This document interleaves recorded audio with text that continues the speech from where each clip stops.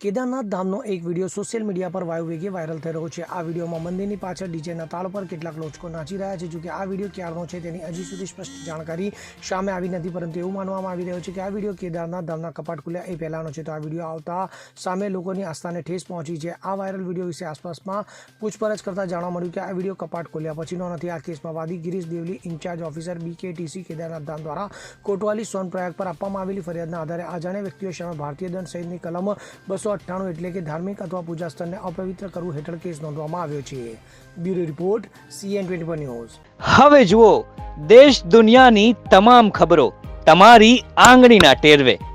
ઉઠાવો મોબાઈલ અને Google Play Store પરથી ડાઉનલોડ કરો અમારી CN24 ન્યૂઝ મોબાઈલ એપ।